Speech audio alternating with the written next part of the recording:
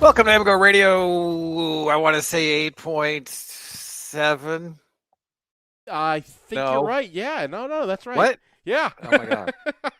Everyone just saw me pull up the article. Yes, Terribly 8.7. disappointed in myself. All Well, right. It is that time. It is Michigan State week. Our little brother type object has hit the schedule.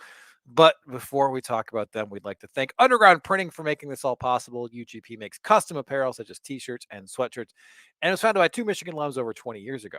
They have 3 retail locations in Ann Arbor and offer thousands of University of Michigan athletic products for sale, ranging from clothing to accessories and memorabilia. Check them out at ugpmichiganapparel.com or check out our selection of shirts on the mgoblogstore.com. Let's not forget our associate sponsors, Peak Wealth Management, Homeshare Lending, Ann Arbor Elder Law, Michigan Law Grant, Human Element, the Phil Klein Insurance Group, Venue by 4M, which is where we record on Sundays, and SignalWire, which is where we are doing this one right now. All right, I'm Brian Cook. I'm Seth Fisher. And I'm Alex Drain. And Michigan State is up next, and all rivalry respect with a K aside, this is not a good football team. Yeah, I think that their defense has been a little bit worse than it would be at full strength, and the offense as well. They've had a lot of injuries, so I do want to preface that first, because there's been times this year where they've looked like a 2-10 team, and I think they're closer to 6-6, roughly 5-7, something like that. So just get that out of the way first. But yeah. They had a run there of, I think, was it 4 straight Power 5 games against Washington, Minnesota, Maryland, and then Ohio State, that none of them were remotely competitive in any way. There were some scores that were closer than the yardage indicated, but even the scores were not terribly close. No, the closest one of those games was a 2-touchdown loss to Maryland, which featured Michigan's third goal line stand of the season. So just don't get down to exactly the 1-yard line, and you're probably going to be good. The injuries mentioned, Darius Snow, a linebacker, is out for the year. Chris Bogle and a Polish guy, I forget his name. Jeff Petrowski. Jeff Petrowski are defensive ends who haven't played much at all. Jacoby Winman, their UNLV transfer, they moved to middle linebacker. He was a linebacker last year. He was an edge for a brief flurry where he had like 5 sacks in the opener and then didn't really produce after that. And then Jacob Slade, who's a very good defensive tackle, has been out, came back for the Wisconsin game. So we don't know the exact status of Bogle and Petrowski. Neither of them have dressed in a long time. Did get a bye week. It is the Michigan game. Can they go? Maybe. Is it going to make a big difference? I don't know. So I would say the strength of this defense and probably the team, according to Alex's reckoning, is their defensive tackles. Which, no surprise there. I mean, Michigan State's been churning out these feisty Bulldogs at the defensive tackle spot for a while now.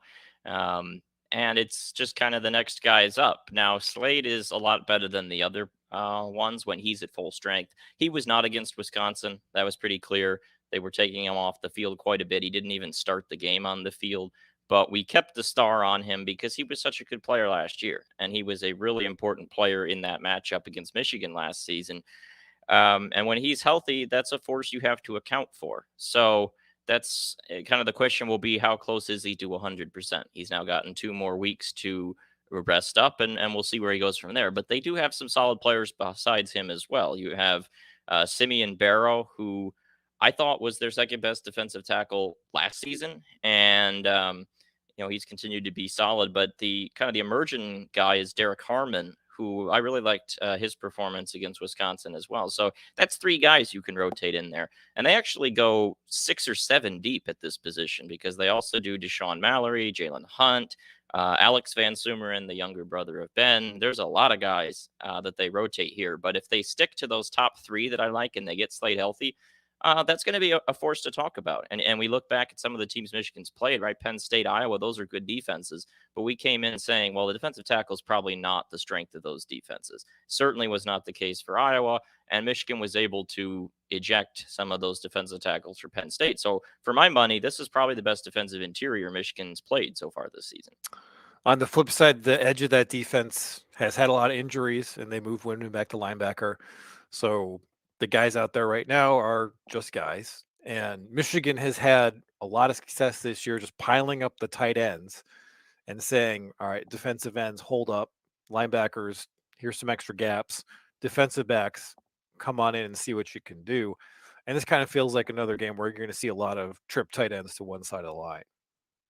Yeah, it does feel that way. Jeff Petrowski is the one I'm curious to see if they get him back because he was kind of a half starter last season. I thought he wasn't half bad, but it's missed so much of the year. It's hard to even know if he would be close to what he was last year. In his absence, they've had to rotate a ton of guys. Both ends on our diagram are not filled in, which means they're rotating. And you saw a lot of guys here against Wisconsin. So Zion Young is I believe a true freshman who they really like. I don't see it yet, but he's a true freshman. So we'll see how his career plays out. But I don't know if he's ready yet. Brandon Wright, I didn't hate as the other nominal starter there. But High these guys, praise from Alex. These guys are are too. Look what he's had to look at this year. I know. He's like he's been completely reset by like Hawaii and UConn defensive ends. Yeah, we've given him. Go ahead. Yeah, these guys are 250 and 260. So they don't have a Mike Morris sort of anchor type guy out there, right? And so if you load up the tight ends, that's something that I'm curious about, the ability to just, shove these guys out of the way. And that's something Wisconsin had some success against, being able to get outside the tackles, seal the edge off right there and get some running room. And the thing with these guys is they're not organic pass rushers at this point. And that's why when you see them go into third and long, here's what they do. They take a couple of the defensive linemen off the field, and they put Windman and Aaron Brule, their Sam linebacker, on the defensive line as stand-up edge rushers. And then they go with Windman and Van Sumeren as the linebacker. So in personnel, it's a 2-4-5, but obviously it looks like a 4-2-5. It's just the wrinkle is their linebackers are their best pass rushers, and they don't really believe in the edges as pass rushers. Right, and you can see that in their stats. Standard down pass rush is very poor for Michigan State, and it gets a lot better once you get into passing down. So that's something that Michigan's going to want to try to avoid, and they probably should, because this might be the worst secondary in the Big Ten. Yeah, might be. The funny thing about this is, so they rolled back both of their starters from last season at corner, and neither of them are playing much. They've been replaced, and the new guys are not any better. So Ronald Williams, the second from Alabama, and Chester Kimbrough, who I believe was from Florida, they were the guys last year. Kimbrough had that heinous performance against Washington and has not been seen again. He had 6 snaps against Ohio State. That was the end of him, basically. And Williams does rotate in a little bit, but those two guys are gone. And in steps Charles Brantley and Georgia transfer Amir Speed. And I don't really see a discernible improvement there in terms of the ability to cover. Speed had one nice coverage clip against Wisconsin. That was really it for these guys. It's just like last year, right? There's the hitch, the out route. That's there all day long. Day long. They don't cover that whatsoever. They're guarding against the deep shot, and yet they still give up too many of those, especially against Ohio State. And there's been plays, I clipped one, well, it was in a YouTube, but from Maryland, where there's just a tight end open with no one within 15, 20 yards. And you can generally find that on a lot of games this season. Not against Wisconsin, but boy, is Wisconsin a rough offense. And their nickelback is a D2 transfer, correct? Yep. Kendall Brooks from North Greenville University. So we saw what it looks like with a unit of 5 guys that has to field a D2 transfer looks like against a competent Michigan unit. That was Indiana's offensive line giving up 60 billion sacks. And this kind of feels like the similar situation where you're going to bring this guy in on a passing down, and who's he going to cover? Like, yeah. And Dylan Tatum, they're working in. He's a freshman. I believe he was from West Bloomfield, if I remember correctly.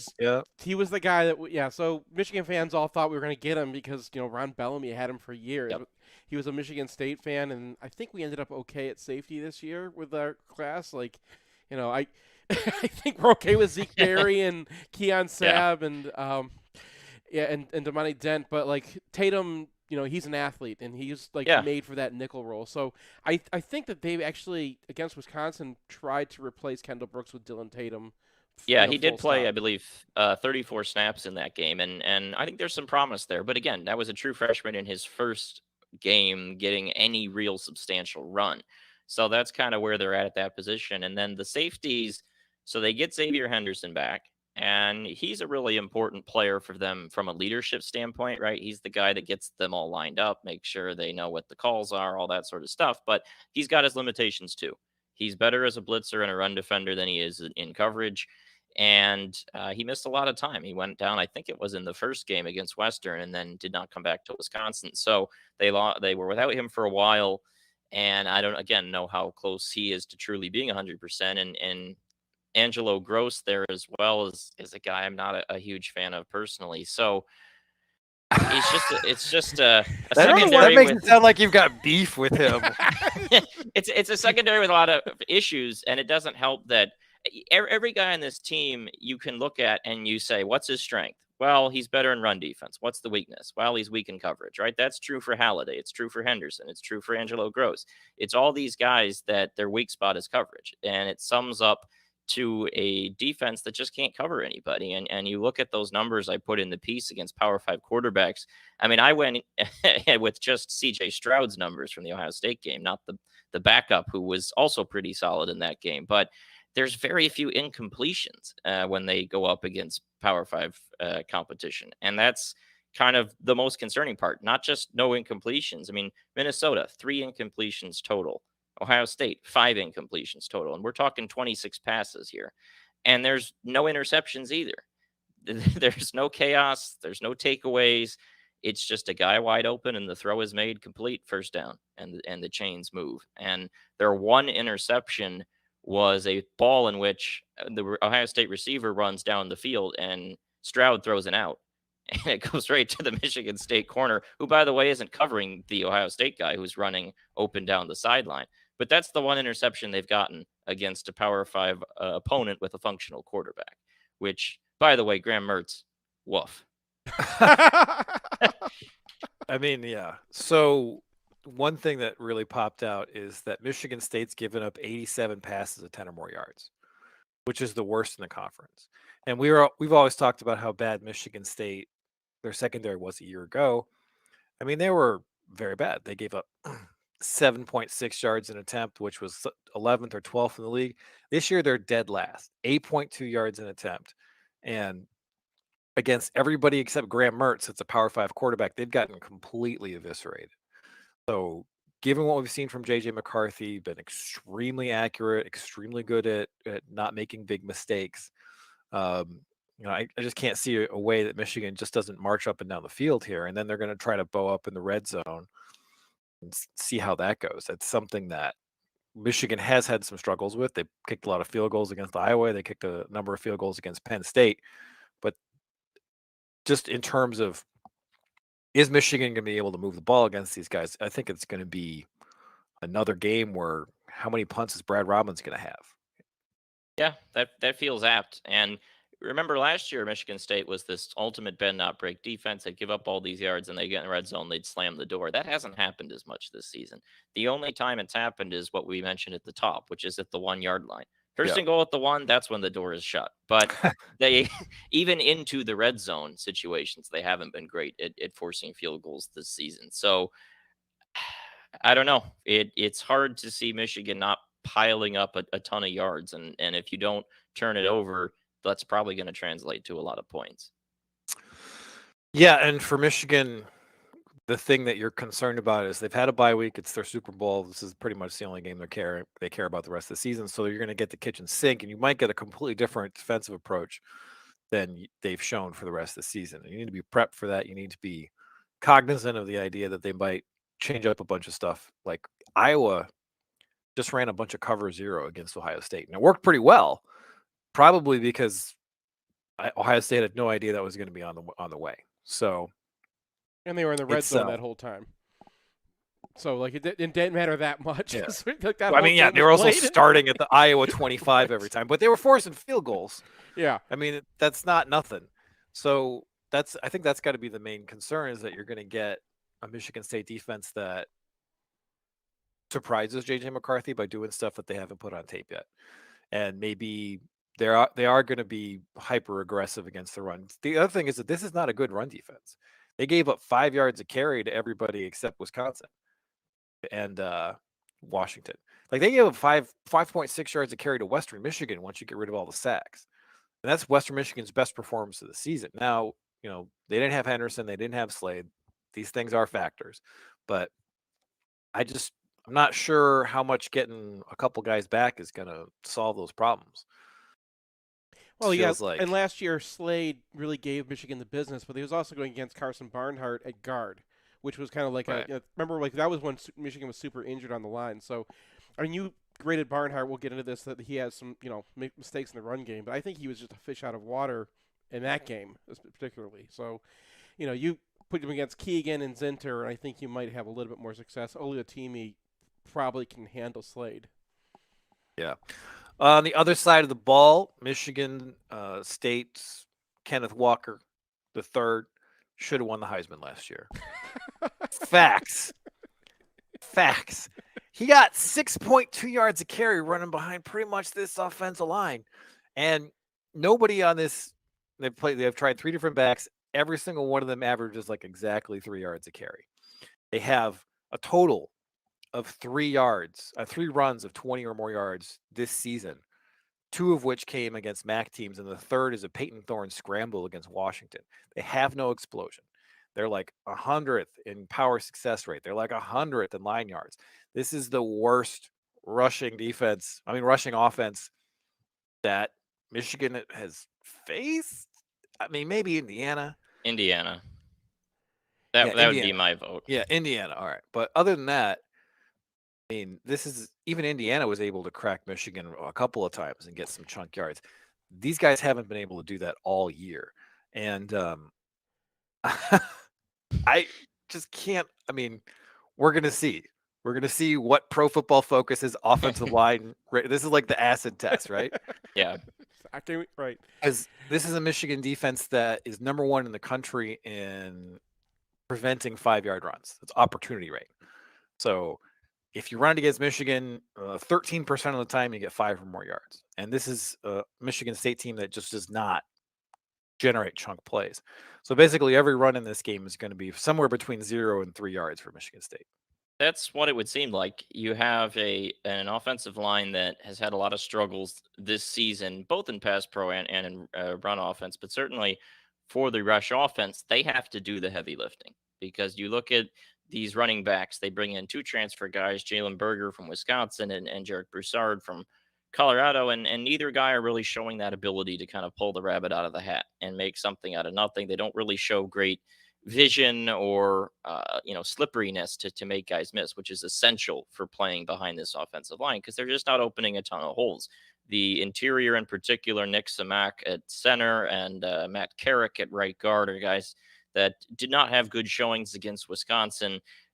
They continue to have this bizarre thing that happened last year where Tyler Hunt is their blocking tight end, and he's awful at blocking. And I don't understand what the point of him is, because he's not a major receiver either. And so you have 3 spots out of 6 that are really struggling. And JD Duplain isn't terrible, and I like Spencer Brown against Wisconsin. He's been wobblier at earlier times this season, but there's not a lot of unit cohesion. They're not opening big holes. And against Wisconsin in particular, right, we know Wisconsin linebackers know where to be. And they were right there. Even if you got a little bit of a hole, they were in position to bog it up. And these Michigan State running backs, they just don't have that ability to make something happen and to make a guy miss. And that's kind of the central problem, and it's not hard to see why. Because you look at the team last year, the blocking, I think, was pretty similar. It might have been a little bit better because they had more depth and ability to try out different things, but their blocking for KW3 was not good last year, and he just made it happen. And now you've got 2 guys that don't make it happen, and that's not a slight on them. They're just guys. And as a result, they're not running for very much. I find Elijah Collins fascinating. Yeah. So he was he was Michigan's main back in 2019. 2019. He had 222 carries for almost 1,000 yards that year. We put a star on him. the ensuing 3 years, 41 carries, 18 carries, 30 carries. And I mean, he's not a guy who's going to change the equation for Michigan State. They ran him 14 times against Wisconsin. He got exactly 3 yards a carry. But I mean, it's just, well, he could come back next year. He's got a COVID year. He could. Yep. We could see Elijah Collins 2023, and that's like Britton Covey territory. Yeah, what's shocking about him is that he never transferred because Yeah. he was the star of the last Antonio offense. You bring in a new coach. The new coach is like, we don't have any use for you. And he sits on the bench for 2 years. And in this day and age, typically that guy's gone after year one.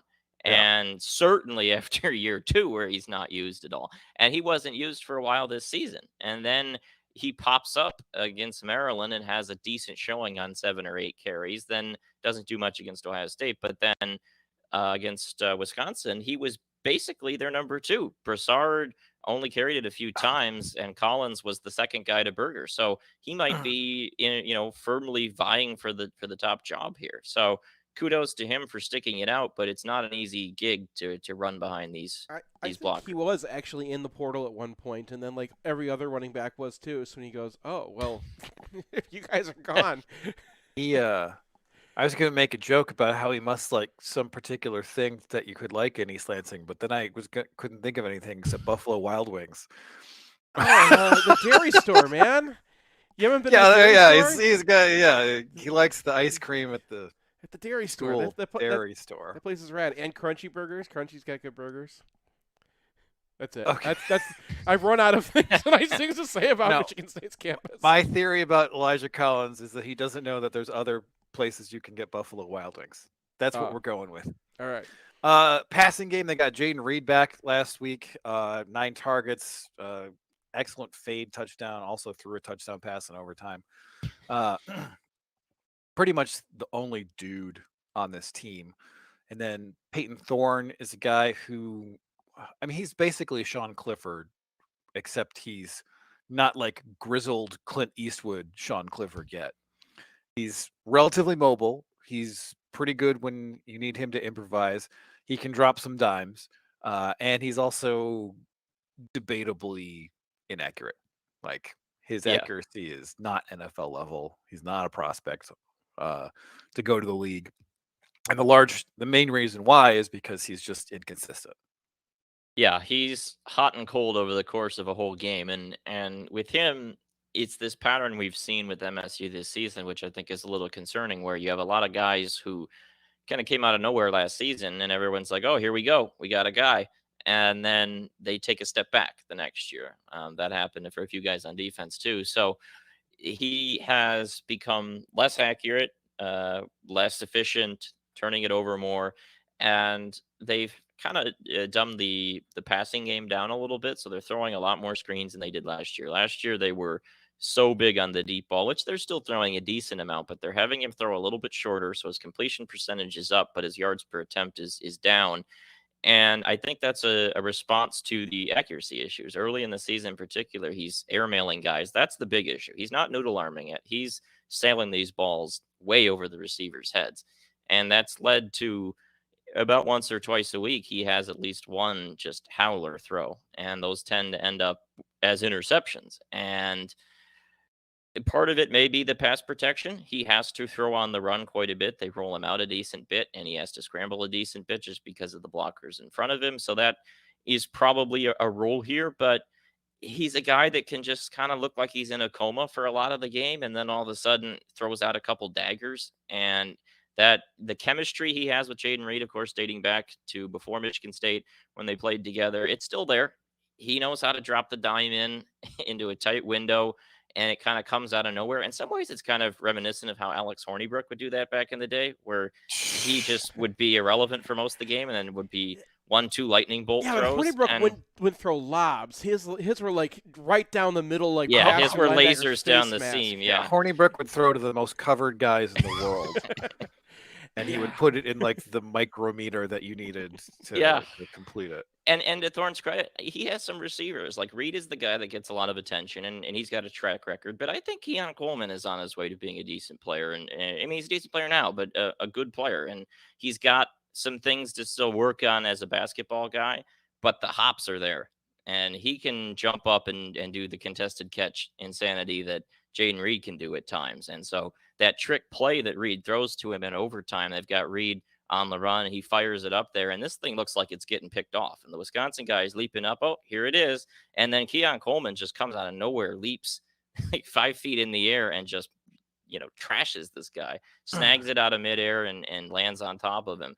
And he's got the ability to do that. So this is going to be an offense that I think has some similarities to the Rocky Lombardi to Ricky White thing, which has been mentioned by other people this week, right? Where it's kind of like our one thing to move the ball consistently. And of course, is just it's the same throw it up there and hope that our guys come down with it. And sometimes they do. So in some ways, it's kind of Penn State-like, right? Where they're probably not going to be super efficient down to down, but they'll get a few big plays because they have a couple guys at wide receiver and the quarterback has chemistry with them. But opening up lanes in the running game, consistent pass offense, probably not there, and probably some turnovers, and they'll run into a wall a lot, but they'll make a few plays that'll probably, make you want to tear your hair out, right? Some of the throws we saw Stroud to Olave last year, right, in the game, where it's just like, how did he come down with that? That was mostly Garrett Wilson, if I remember correctly. Yeah. Olave had a couple as well, but yes. No, Garrett Olave Wilson had was. he had that Turner one shut over down DJ Olave. Turner one. And then there was JSN with the pro throw. Which, Anyway, we won that game, huh? Anything else about Michigan State other than Peyton Thorne lobs that you're worried about? Teams we have to talk about. Their punter. They have the best punter in America. He wears glasses. Well, then of course he's the best punter, but their field goal unit is trash. They're 1 of 4 on the season, and they had an issue against Wisconsin where they had a missed snap that turned a game-winning attempt into improvised Jareth Glanda moment. And you know why that is? Go ahead. Their snapper's hurt. This is something that one of the people in the comments mentioned, and I remember hearing this previously, had forgotten about it, but the snapper's out, and that has caused some of the problems. The kickers aren't very good either, but it's a multi-dimensional issue here in the kicking game. All right. Predictions. Alex. 44-17. Wow. Seth. 42 to 2.7. I had 29 to 10. I'm feeling my field goals. All right, we're going to take a break, come back and talk to Regent Jordan Acker. Want the perfect game day outfit? Underground Printing has unique, great-fitting U of M apparel and officially licensed apparel from legendary Michigan names like Woodson, Howard, Ufer, and more. UGP also specializes in custom printed apparel and promotional items for groups, events, and businesses. Whether you need 1 shirt as a gift or 1,000 shirts for a charity walk, Underground can customize almost anything for groups large or small. To learn more, visit Underground Printing in one of our 3 convenient locations around Ann Arbor or online at undergroundshirts.com.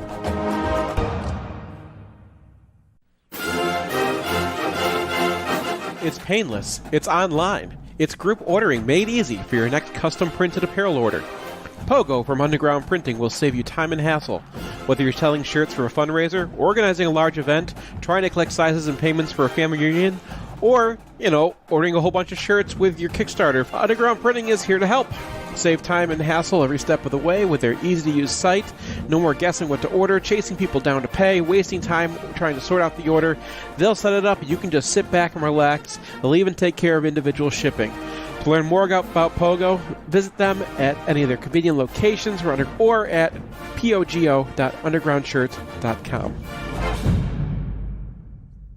At Peak Wealth, we believe we can help you retire with confidence. It's Nick Hopwood, certified financial planner from Peak Wealth Management in Plymouth. I graduated from Michigan in 2001 with an econ degree and founded Peak Wealth Management in 2014. And now we have over $240 million of assets under management. As a freshman in 97, winning the national championship in football and hockey didn't get any better than that. Both my wife and I lived in Bursley that year, and it's crazy because we never actually met while living in the same dorm. Probably because she had a car and I had to ride the bus. But we named our dog Bursley anyway, and he's on the payroll here at Peak Wealth Management. At Peak, we're fee-based. We're your fiduciary, which means everything we recommend is always in your best interest. We partner with leading institutional money managers, focus on low fees, and make sure every client has a financial plan covering retirement, college, tax, estate, insurance, and cash flow. Simply put, we are Peak Wealth Management, your comprehensive financial coach. Book your second opinion at peakwm.com/mgoblog. Peak Wealth Management. Retire with confidence. 1 and 2 and. If you find yourself on the wrong side of the law, you want a Michigan man in the huddle. Call criminal law attorney and former prosecutor Jonathan Paul at 248-924-9458 or visit his website at michiganlawgrad.com.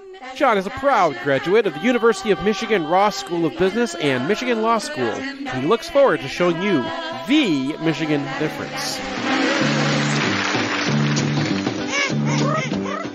It can be a rough ride along the information superhighway. That's why we build our e-commerce websites tough enough to handle the load. With the capacity to take hundreds of simultaneous online transactions and the stability of load-balanced, co-located server architectures, a website from Human Element performs in the roughest conditions. Thousands of products? No problem. We'll throw in the tools to manage them with precision and efficiency. All with a design slick enough to make you think your girlfriend might be impressed. So load it up and hit the gas and let Human Element show you the way. Special offers available for returning licensees. Financing available with approved credit to qualified buyers. Client participation may affect savings. Optional equipment available at additional cost. See human-element.com for details.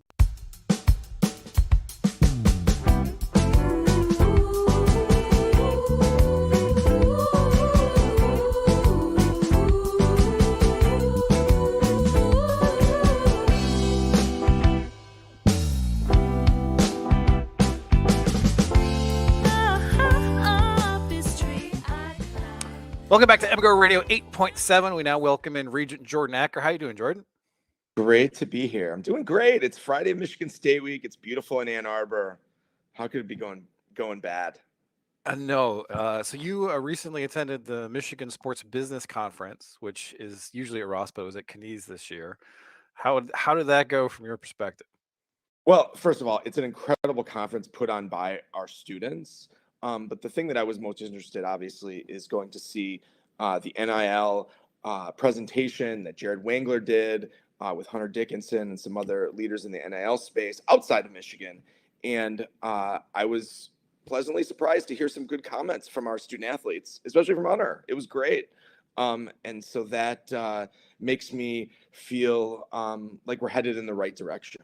Yeah, even if we're a little behind still. I like that you brought that up because now I can talk about it without feeling like I'm shoehorning it in. How much, like when you talk to a regular civilian who's not associated with the university, who knows you're a regent, how many times is NIL like the first thing out of their mouth? It's usually, okay, so it's either stop having night games or let's talk about NIL. And I think we can tell the age demographic of each of these.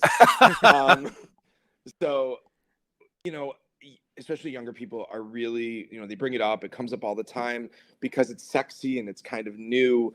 But I think one of the things that people don't understand about NIL is that 80% of what you read in the media isn't true or exaggerated. And everybody feels like everyone else is doing it better. And I'll give you just a perfect example. Everyone talked in the last year about how great Texas A&M was doing on the NIL front.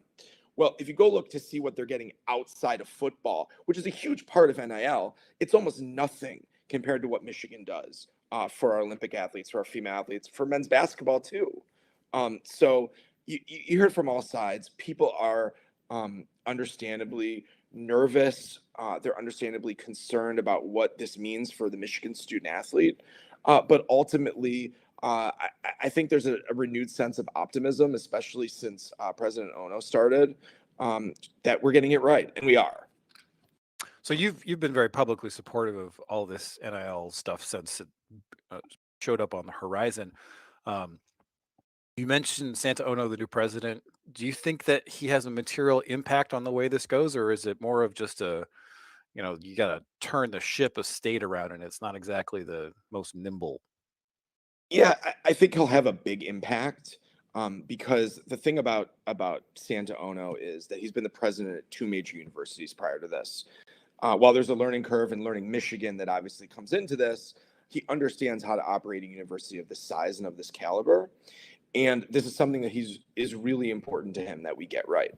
One of the things he said to us in his interview was, I want to be the best at everything. I want the best academics, the best academic medical center, and I want the best athletics, period.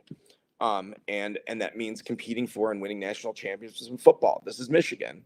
And I think he's really been focused on it, and he's mentioned it in interviews. He's mentioned it to me. We talk about it privately pretty frequently, and I'm very confident that he and Ward are going to get this right. Another Santa Ono initiative is that he just created an independent, I'm not sure what to call it, a board or a committee that's going to start handling these sexual harassment / assault cases on the university. We've had a spate of them. There's been a large number of accusations and a large number of people getting sidelined by them. How is that going to work? And what does this improve about the process of going through these complaints? So I think the thing to understand is that this sort of independent compliance office, and when we say independent, meaning it doesn't report to any administrators directly, it is a dual report to the general counsel and the board. General counsel, of course, reports to the board before they report to the administration. So it is a board report. And the reason why this is important is because, as we've seen in these terrible situations involving high-level administrators at the university, there's a lot of fear of who they're reporting to. For example, prior to 2020, the office of the Title IX office reported to the provost. And we now know that the provost at that time was the one engaging in the sexual misconduct. And so what this really does, it gets us to best practices amongst all AAU universities. Our faculty, our students, our staff talked a lot about this being one of the most important things. And it was the largest and final recommendation that the Guidepost Consulting gave to the university after the Filbert and after the Anderson reports. So I think that it's a real credit to Santa Ono that he talked to constituent groups throughout the university and said, we have to do this. We have to do this to start regaining trust. And he put a marker down and he said to the board and he said to his executive officers and the deans, we're going here. We are doing this. Now let's make it happen. So what the details look like, we're going to figure out over the next few months. But I'm really confident that this is the way to go and that Santa announcing this is a great start to it. This is a 20-year problem. Probably more, actually, if we talk about the years it goes back for Dr. Anderson. Mm-hmm. It's not going to be fixed in 18 months. It's not going to be fixed in 2 years, but we have to constantly work at it to make sure Michigan is the model in this, just like we're the model or should be the model in everything else. Another major initiative that just came up is that the lecturers have a new contract that has pay parity for both Dearborn and Flint campuses. And I know a number of lecturers, and they're always very frustrated by these negotiations because it just feels like fairly basic accommodations. They have to fight tooth and nail for basically anything. And it just kind of feels like there's this adversarial component that feels more like a corporation than a university. Yeah. Is there any change in that sort of philosophy maybe on the horizon? I think so. I think a lot of the issues that involve labor over the last few years. And obviously, just looking back at 2018, the lecturers were really, let's be honest, they were getting screwed prior to 2018. Their pay rate was terrible for a university of our size.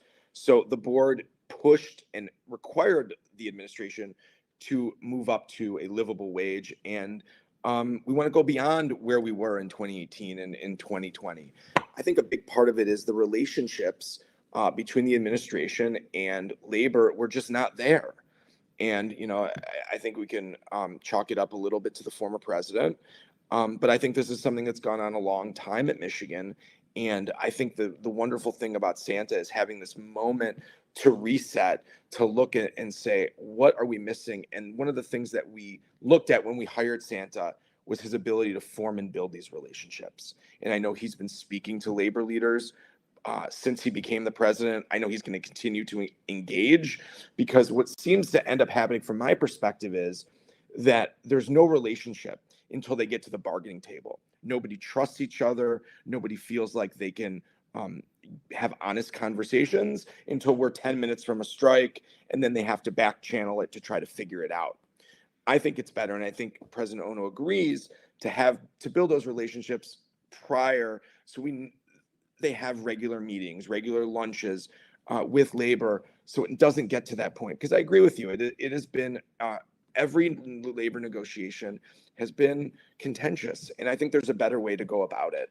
And I think that's one thing that Santa Ono, having that experience at Cincinnati and at UBC, will really be great at doing. Another major issue facing the university is skyrocketing housing costs in Ann Arbor. We have the Go Blue guarantee, which means that if you make the median, you don't pay tuition, but you still got to have a place to live. There's a new city council that's entirely YIMBY. So there's an opportunity to actually build a significant amount of housing. Is the university going to be involved at that at all? Historically, they have not really had good relations with the city. Historically, they've been a little bit at odds. And it feels like this is an equity issue that has gone completely unaddressed over the past 20 years by the university. They build a dorm here and there, but in terms of opening up the city for the increasing number of students that they enroll, they've kind of fallen down on the job there. Yeah, I think that's fair. And, I would really like to see the university continue to have a serious housing build. We really haven't had a serious build of new housing since the 60s at this point. And that's a problem. If you go up to North Campus, there's tons of space. Obviously there's spaces on Central Campus to look at. But I think you're absolutely right. We've increased the number of students at the university without increasing the housing stock. And this will be my 2-second pitch that we should also consider the future of Mary Markley and how it should not exist anymore. Spoken like a true Hills person there. I like a true Alice Lloyd resident.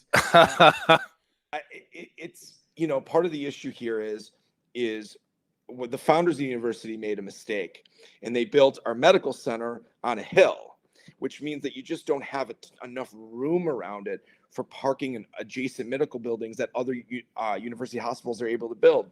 So we're kind of stuck now.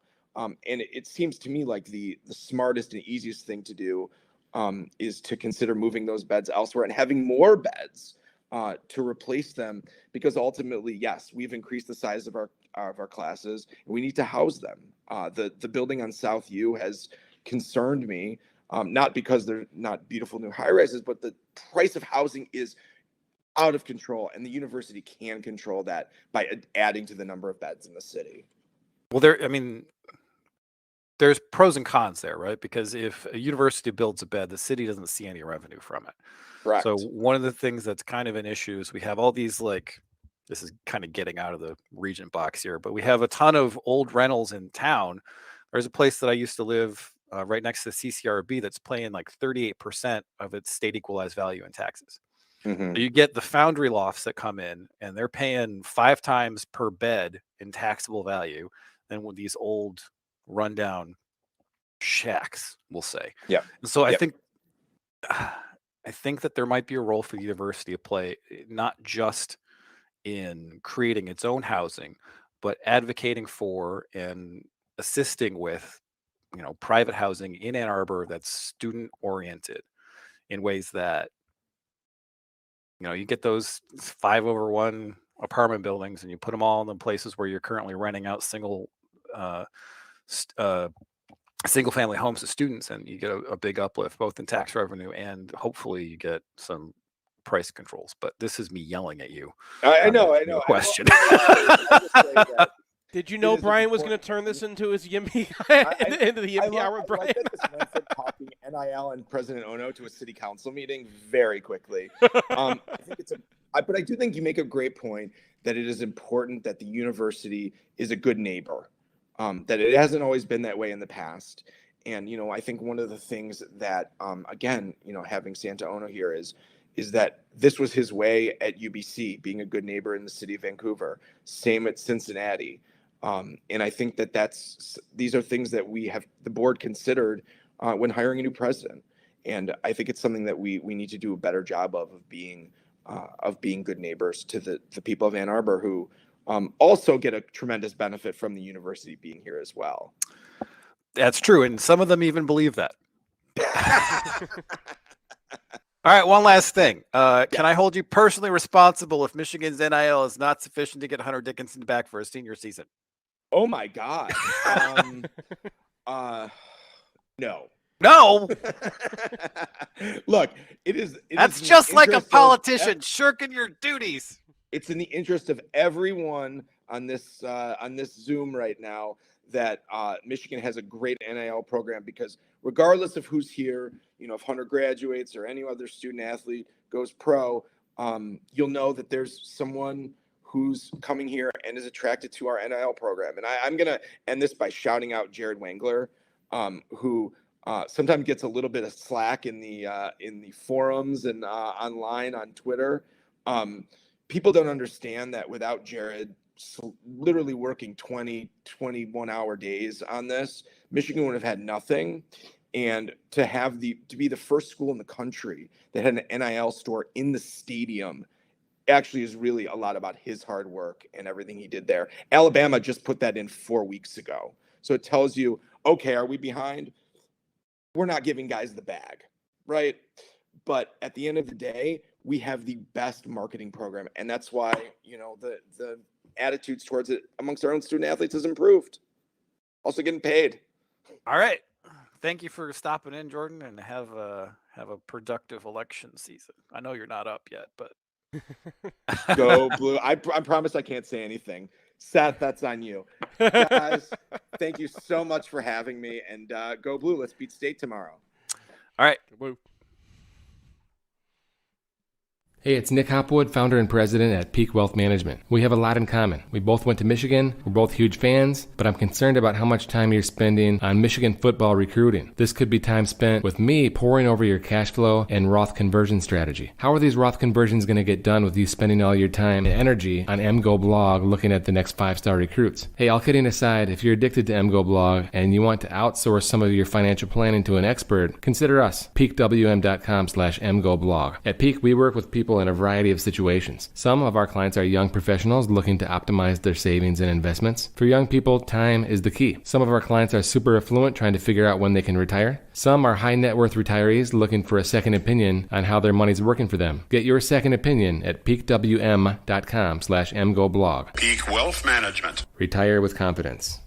The only thing we can be sure of about the future is that it will be absolutely fantastic. I'm thinking of the incredible breakthrough made possible by developments in communications. Arthur C. Clarke's 1964 vision is now reality with SignalWire, a cloud platform that enables developers to build the applications that will reshape the future of communications. These things will make possible a world in which we can be in instant contact with each other wherever we may be. You can add cutting-edge, real-time video and audio to any product, website, or application with APIs and SDKs for developers of all skill sets. SignalWire is optimized for high-quality and low-latency communication functionality for video, voice, and text messaging capabilities. Almost any skill could be made independent of distance. Men will no longer commute. They will communicate. See for yourself at signalwire.com. Use code 2021 and receive $25 in developer credit. Go to signalwire.com. SignalWire Communications OGs, original geeks of programmable communication. Hey, so I have insurance and stuff, but I don't really know what's going on with it. Yeah, your coverage probably sucks, and you're paying way too much for it. And I know this because I had a guy. His name's Phil Klein. He's actually a Michigan alum and wrestled for Michigan. He looked at my insurance and he was like, "Yeah, your coverage sucks, and you're paying a lot more than you need to for it." I also I hesitate to even mention this, but I do have my insurance from a company that advertises during college football games. Well, and I wish that was not the case. Well, why don't you just get it from a cool guy who actually reads MGoBlog? Well, how would I do that? They have a website? They have one of those too. It's philkleininsurance.com. Can you remember the name Phil Klein? Sure. Can you remember insurance? Yes. Okay. Use those two together, and you will save money on your insurance, and you will actually get better coverage on your home and your auto, and they do life too. All right. So you're telling me if I Google Phil Klein Insurance, this website will come up? Yes. Wonders never cease. It's painless. It's online. It's group ordering made easy for your next custom printed apparel order. Pogo from Underground Printing will save you time and hassle, whether you're selling shirts for a fundraiser, organizing a large event, or trying to collect sizes and payment for a family reunion. UGP is here to help. Save time and hassle every step of the way with our easy-to-use site. No more guessing what to order, chasing down people to pay, or wasting time trying to sort out the order. We'll set it up and you can just sit back and relax. We can even take care of individual shipping. To learn more about Pogo, visit us at any of our convenient locations or at pogo.undergroundshirts.com.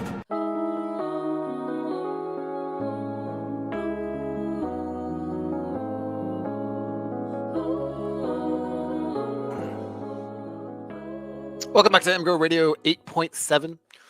Now it is time to talk about a football game that happened almost entirely 2 weeks ago. But that's what we do. Don't care. This one's really fun to break down. It was really fun. I was going to get the UFR up like a couple days earlier, and then I was just like, I kept writing. It was delightful. I got mine out really fast because I was like having so much fun. I was like, okay, I can take a couple days to do this, and I was like, actually, no, I'm just gonna do it. Like I'm having a good time. I'm now in this bad habit where I'm like, how many clips did I take? And it's like 40. I'm like, oh god. Yeah. Yeah, well, it took you like 9 years to get there. It took me like 1 year to start doing that. But well, anyway. Yeah. So shall we start with the offense because it was 400 yards of rushing and yeah.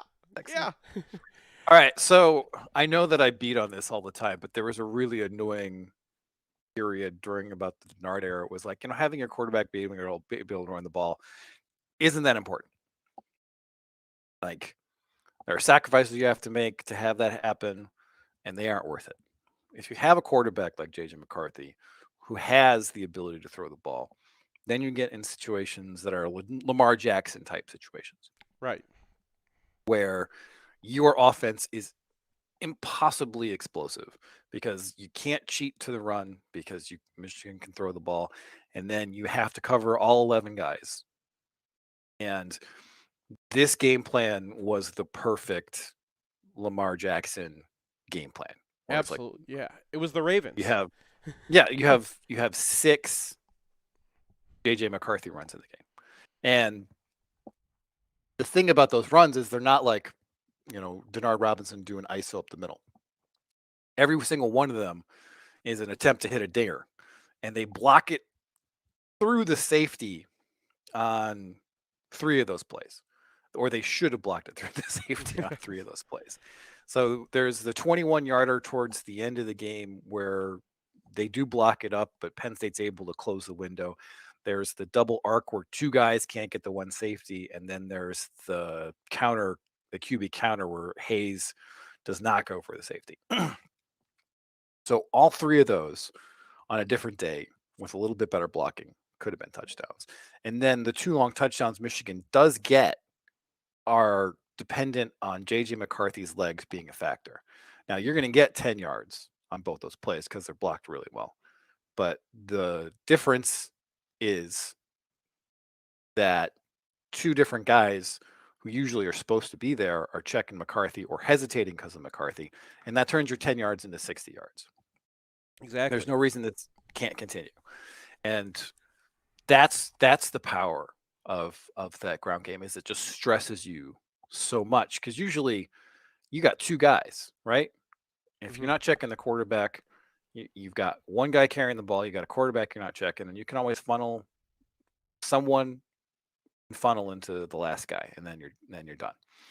When that second guy is eliminated, you get Donovan Edwards and Corum just running past safeties who have no shot because they don't have any help and they're in a ton of space. So this game plan, I think my RPS was plus 24.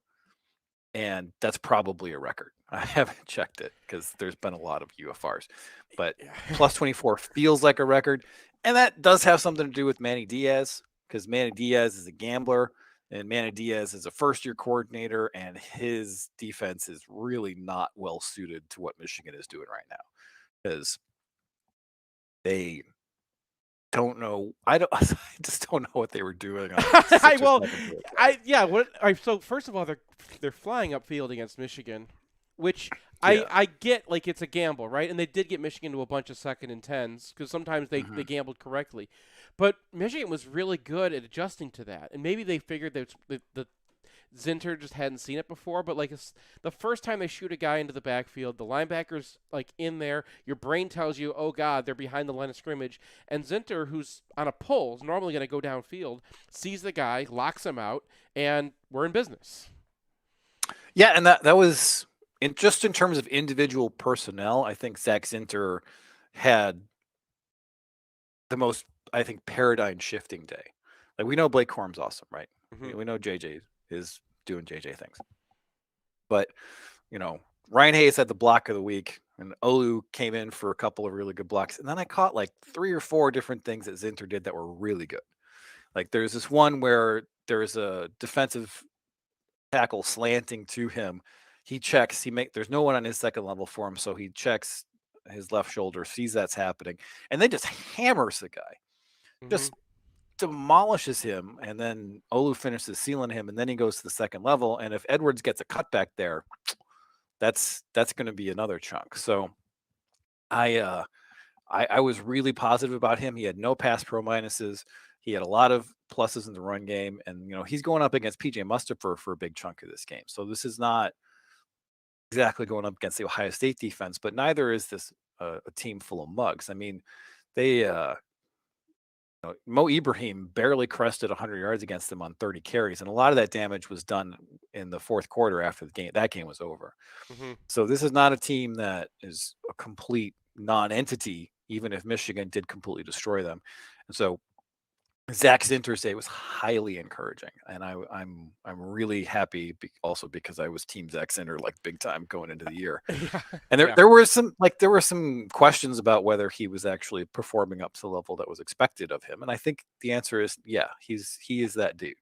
So you got a really good center, you got a really good guard next to him, and Keegan's not a slouch either. So excellent. And then Donovan Edwards. Donovan Edwards has always been a guy who is super fast, has a lot of acceleration, and has not always gotten everything that's blocked for him. And in this game, he had a couple issues, but also he was much more inclined to get a linebacker to commit and then show up at a different hole. And he's not quite Corum in that regard, but he is super fast. He has excellent change of direction. So when he does that, asking a linebacker to move and change direction at the same speed Donovan Edwards is, it's not going to happen.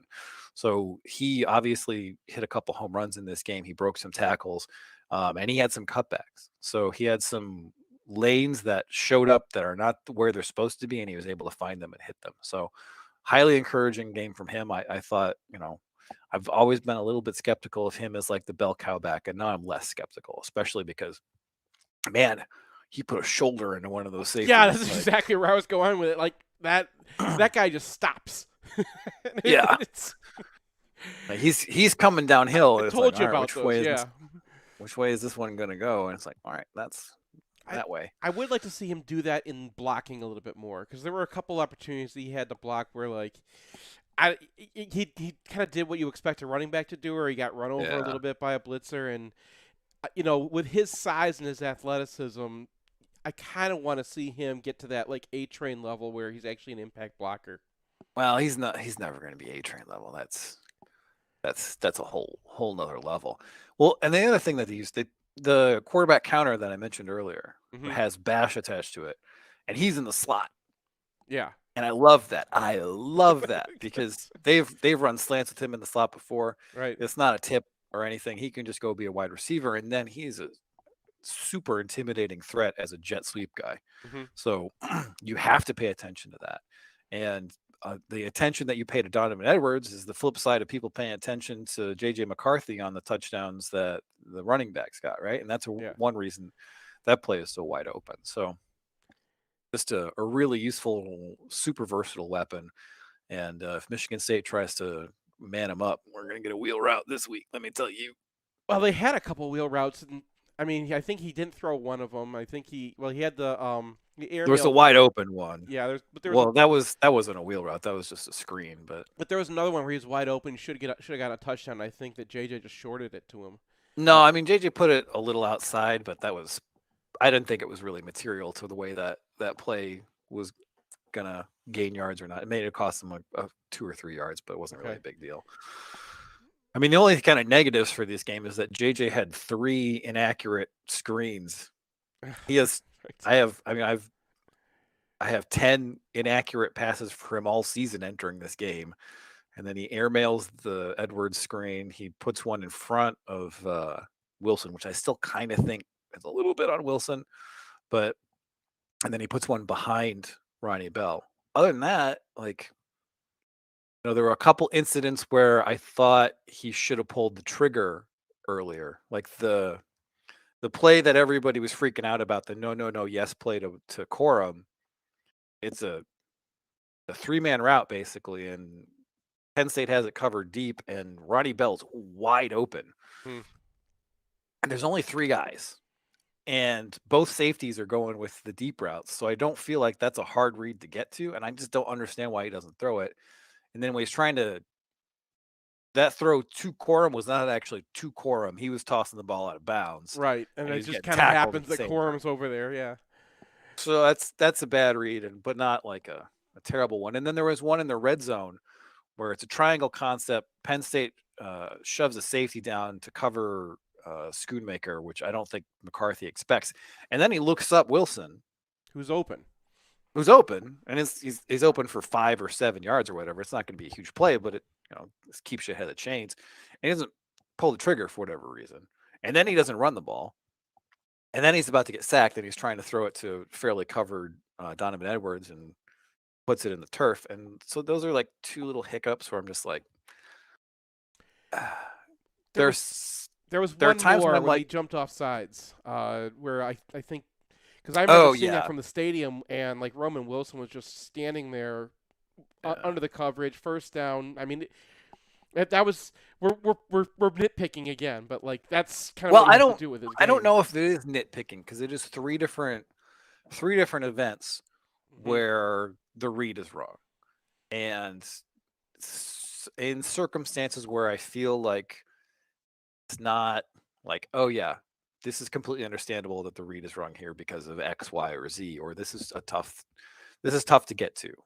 I think those were pretty reasonable to expect him to get to those. And I'm obviously not down on JJ McCarthy. But those were just, a few hiccups that kind of led to a day which was like, okay, as a passer. Now on the ground, he made a ton of great decisions. The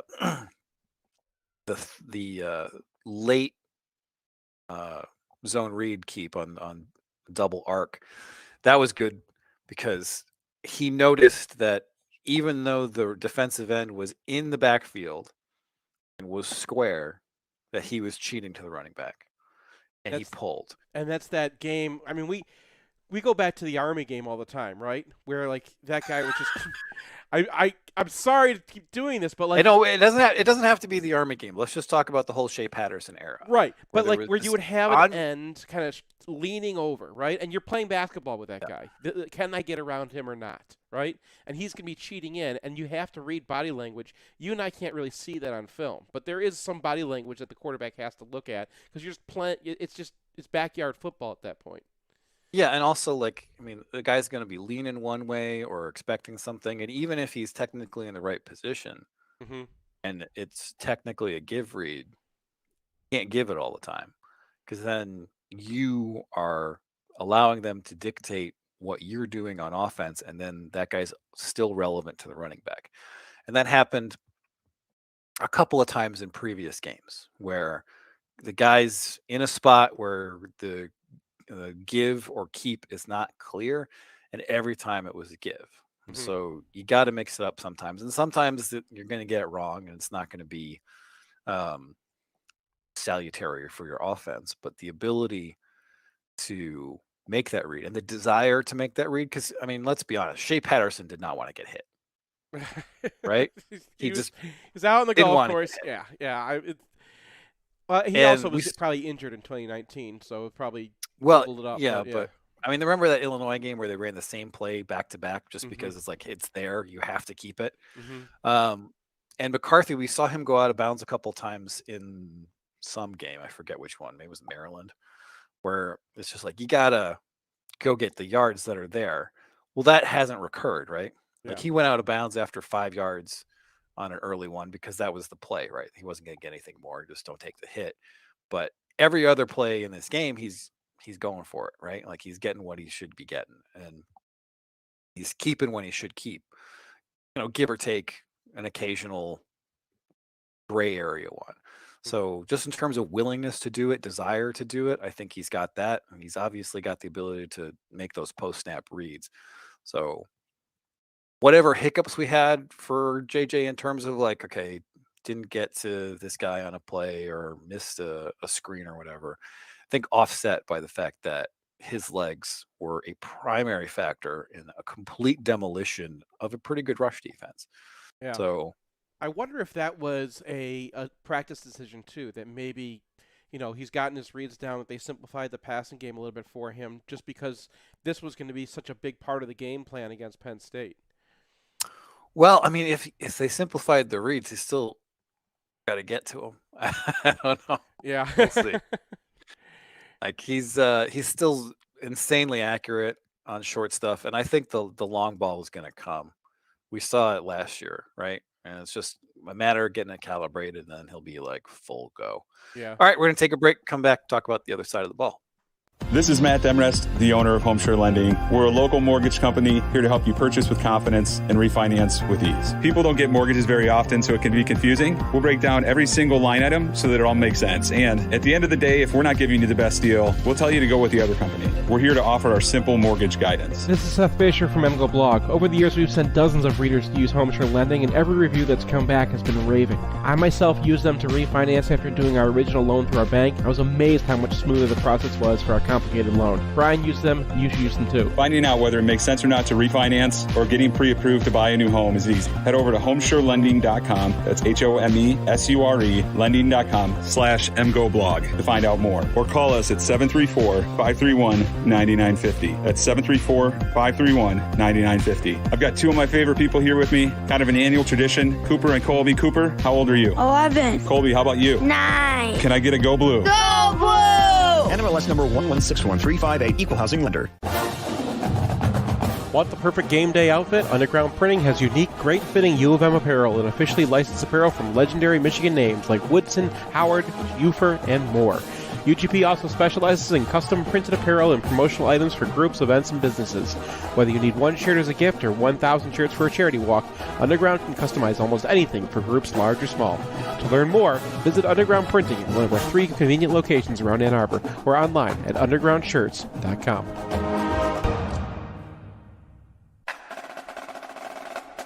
If you want to see where our post-game podcast happens, or if you need a spot to land in Ann Arbor, check out 4M, Prentice Partners' beautiful brand new flagship property at 830 Henry Street in Lower Burns Park and across the bridge from the Big House. Their 11 spacious 6-bedroom, 6-bath suites feature state-of-the-art digital capabilities and are laid out for comfortable, efficient collaboration. You can also rent a 4M unit for shorter stays, say if you want to come to town for a football weekend. I want to add myself that they're also taking over Lucky's. We're really excited about their plans for that space. So if you're by the stadium, swing by 830 Henry or visit Prentice4M.com. In southeastern Michigan, the yearly cost for a nursing home averages approximately $100,000. It doesn't have to, though. Reed McCarthy founded Ann Arbor Elder Law after handling a tricky situation for his own family. Years of experience later, his boutique firm works with clients across southeast Michigan, dealing with Medicaid planning, long-term care, and tax, disability, and family law, not to mention family dynamics. If you have a family member who may need that level of care, or if you're ready to start your own estate plan, Reed can give you a plan for the future. Visit AnnArborElderLaw.com or call 734-945-9693. That's 734-945-9693.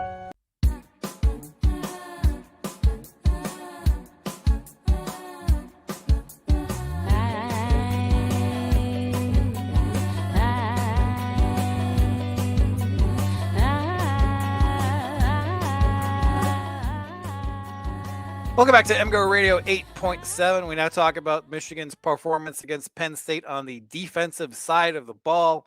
Pretty good. Yeah, First, quickly, I want to mention the music you're listening to is White Bee, Shannon Marine Barnes, who's from Michigan, and the first song that you heard was actually called Beat State. So go check out her album. I put a link in on the thing because she's pretty good, and I want to make sure people listen to her stuff. Also, I want to make sure people understand Jesse Minter had a day against James Franklin. It was even better than I thought. And like going in, I was like, okay, I guess, we had a good game against these guys, but it didn't register until I was breaking things down just how much Minter just like had their number. There was one that stood out especially where Penn State does it maybe once every 3 games where they just split everybody out and they're going to run Clifford. And the second they did that, Michigan just had the absolute perfect response. I mean, they had a defensive end fly out there, just saying, okay, go ahead and use, instead of losing their linebackers for the box, they had a slant on, and they were completely ready for the polar that was supposed to lead Clifford out of there. And every single time Penn State runs this, and I've seen them probably twice this year, maybe 4 or 5 other times in previous years. Every time they've run it, they've got 8-10 yards. And Michigan just absolutely stuffs it. It's on a crucial down, and it's like, man, they used that bye, and no, Michigan didn't even have a bye. They just did their homework on Penn State. I guess their whole season to this date was a bye. Yeah, I mean, so one thing that we were a little concerned about was Clifford not really getting a ton of pressure in this game, right? And we're theorizing that they're just trying to not allow Clifford to break the pocket, improvise, because that's one of the things he's best at. Is that something that showed up on tape for you? It did. It wasn't as extreme as we thought. It wasn't like all 4 guys were just trying to box him in. The theory I came up with, and it's just a theory, is that Michigan seemed to have one guy told, okay, go get him, right? If you get singled, your job is to go get the quarterback, and everybody else is playing contain, which is the opposite of how it normally is. Normally you have 2 or 3 guys trying to get to the quarterback, and then you kind of have one guy sitting back near the line of scrimmage playing contain. So I think that was definitely that strategy, but they still always had one guy, especially if they got singled, whose job was just go beat that guy and get to the quarterback and get him out of there. And then when that happened, he would have nowhere to go because they have 3 guys on contain. So like he breaks the pocket and you're getting ready for the Clifford experience, and Mike Morris is right there, and he just kind of rolls him out of bounds after 3 yards, and it's a nothing play. So that was kind of the strategy. They just wanted to have a little bit of pressure on him, make sure that he was, wasn't just sitting back there and being comfortable and picking him away. When he did get comfortable, when Michigan did lose that block and they lost it a few times, that's when Clifford got them, because, he is. We were referencing Thorne as a young Sean Clifford, but Clifford's a dude. And I know he's not accurate enough to make the NFL, and I know he's been beaten up, but, I mean, that guy is a player, and when you give him a little bit of time, he's going to find somebody, even if, there's someone in his face and he's about to go down and, like, the guy's a little bit covered. And I wasn't even that mad at the linebackers this time, because when that happened, it's like, okay, Clifford has a guy in his face. He's hopping in the air to kind of make that throw. And, Colson runs down on a 3-yard pass when he should be, like, sitting back. But that was it. It wasn't like the big linebacker bust we had before. It was Michigan had a plan to take away anything that Clifford likes to have, try to force him either into dump-offs or sit in the pocket long enough for him to get chased out. And eventually Michigan was just up really late, and he goes out. And then the difference with Allar in there is just amazing. It's incredible to me. I know this is getting a little off topic for Michigan, but Penn State fans want Clifford out of there for some reason. Like, they're ready for I mean, I get it. Like, he's been around for so long, and he's not like the guy who's going to beat Ohio State. Sure, but Allar's not going to beat Ohio State either. Yeah, I know, but things changed so fast. When he got in there, like the play calling got simplified. They didn't have the opportunities anymore. But I mean, Minter was just messing around with him too. Like, you could tell this is the game that Michigan circled defensively. There was just so much more interesting stuff. It was the first time we've had a college crap game, right? Like all like the weird stuff that you can do in college that no NFL team would ever try to get away with. It's like that's not going to work. Like, you know, the NFL quarterback will kill you. Minter started, you know, it wasn't a lot of it, but he did some unsound things finally. Unfortunately, he didn't get paid off that well because sometimes like one Michigan player would just mess up. Unfortunately, 2 of those times was Kalel Mullings, who just like had a sack absolutely lined up and he just turned down for no reason. One time he just ran himself out of the play. The other time he kind of had a targeting issue where he was going inside and just allowed the I think it was on Allard at that point, and led the quarterback to just kind of step out of his way. So they could have had a couple more sacks that they set up late, and when they were starting, you know, they actually used their blitzes, and then the linebacker didn't collect the sack, and the 3rd and 19 play was one of those as well. So I came out of this a lot higher. You know, you had a high RPS score for the offense. On the defense, it was pretty much the same game. I didn't check to see if it was a record, but I think it was around plus 24 as well, which is pretty insane. Yeah, plus 18. So not in the same range, but still, you know, up That's there. pretty close to the same range, especially because just the sheer number of plays that Penn State had was very low. So that's wow. I mean, is there anybody who's kind of coming into their own here? Mike Singer still. Yeah. Yeah, he was dominant in this game. I mean, you can probably recall he, you know, had a great PBU. He was great on the edges once again. I mean, we talked about it on WKKA a few weeks ago, but he is becoming all around a better player than Dax Hill. Like I wouldn't say that Dax Hill, like you can do more with Dax Hill, and Dax Hill's talent level is much higher than Samerstill's.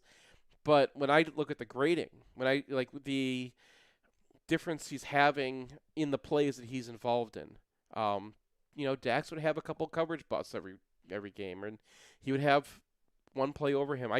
You and I were disagreeing on that 4th and 6, but the one thing we both agree on is the Samerstill played that as well as you can play that, right? Like he's got a guy singled up and they throw a fade on him, and at one point his hip is in front of the receiver on a fade to the outside. And like the only reason I think that the receiver had to pull up and then jump at the ball, he couldn't actually make a good stab at it because Samerstill was just on him. That was the only way he could get any separation. And then Jamon Green, they didn't really throw to him that much either, but anytime he flashed or anytime you saw him on screen, you know, his guy was just taken care of as well. So he's another guy I'm kind of keeping an eye on. DJ Turner you know about already. Junior Colson kind of had his same up and down score. The positives this time were a little bit more visible than the negatives, which I guess is a good sign. Where like his, you know, sometimes he missed his gap or something like that. And it was like a -1. But and then, you know, we've been doing this all year, but Chris Jenkins has just been awesome. And this was just another time where, like, you know, I think I'm kind of glad Pro Football Focus is not charting that well this year, because otherwise, like, we'd be retweeting whatever they're saying about him, because he's got to be scoring really high again. He's in the backfield all the time. He's getting low. That 3rd and 1 was Michigan stopped early in the game. Like, you know, the reason Penn State didn't have very many plays in the first half is just because they're getting booted off the field. And part of that was every time they got into a running down, Chris Jenkins made a play. And if you remember that 3rd and 1, like he dents the line. Now this was also an RPS because Michigan kind of gave them that the way they align their tackles, they kind of gave them the gap, and then they just had both tackles pinch into that gap, and everyone kind of came there, and that forced the bounce out into Morris, and that got them a loss on 3rd and 1 and a punt. But none of that happens if Jenkins doesn't get under 2 blockers, and that's what he's been doing this season. It's happened for him. So, you know, we've got Mozzie Smith. We know about him. Chris Jenkins, that gives you a second star on the defensive tackle. And Mason Graham has been fine. They didn't use him as much this game because it was more kind of a spread game. And then, you know, Oki, I kind of think that he might be a starter. We'll have to see against Michigan State, but I think he's answered all the questions at this point. Like, they ran a lot of zone reads on him, and he played them perfectly. And he just has a lot more upside than Jalen Harrell, who's still playing well. But you can just, Oki is there. I think we've gotten to the point now where he's had that. I don't know if he's an NFL prospect at the end of the season, but he's definitely a player that Michigan can rely on, and it's a lot more than we expected at the beginning of the season. All right. Anything else? Michael Barrett's kind of coming around. Like, I think maybe giving him just enough linebacker time is, he's still only in the +1 range, but like if you look right out in the positive. I mean, honestly, if given the rest of this defense, if you have a guy who's scraping along at 0 at linebacker, I'm taking it. Yeah. And then running. Yeah, and that's the thing. Early in the season, he had some mistakes as well, and those are kind of disappearing as he's getting used to playing linebacker, I guess. It's I would say he's a better linebacker than Colson at this point, and if we don't get our we don't get the Kai Hill Green back, not getting out of the mulling, so I think this is what you're going to have, and okay, it's going to be okay. All right, if Michigan loses, I will not be on this podcast next week. I will set myself on fire. So I hope that's, you'll have to do it with Alex. Unless you want to set yourself on fire, too. I'll just jump on a couch.